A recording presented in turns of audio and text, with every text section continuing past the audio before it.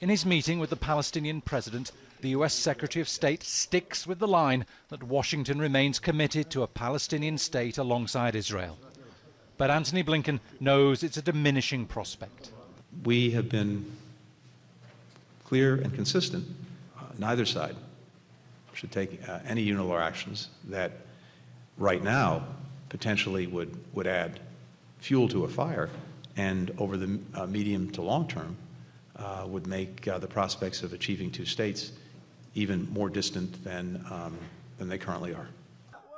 So far, 35 Palestinians have been killed this year in confrontations with Israeli security forces.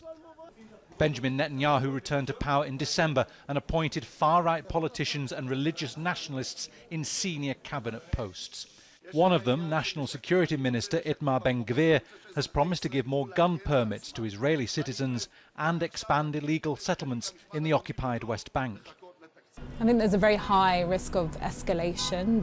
This new Israeli government is very fascist, it's far right, it's very intent on committing and inflicting violence upon Palestinians, and in fact, you know, their political mandates were premised on that. So I think in the weeks and the months to come, we're going to see a crueler regime of occupation inflicted upon the Palestinian people.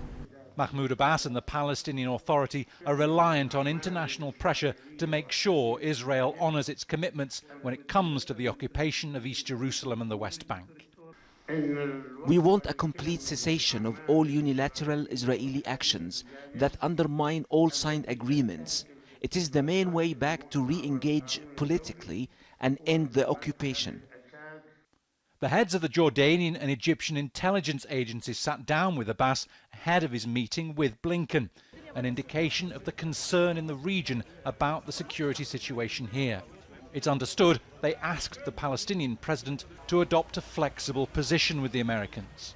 The Palestinian Authority wasn't expecting much from Antony Blinken's visit, certainly not a commitment to re-engage on a peace process with Israel. The US is concentrated on the war in Ukraine, threats from Iran and its relationship with China. There's certainly no evidence of any real pressure to stop a slide into a wider conflict here. The Palestinians are on their own. Bernard Smith, Al Jazeera, Ramallah.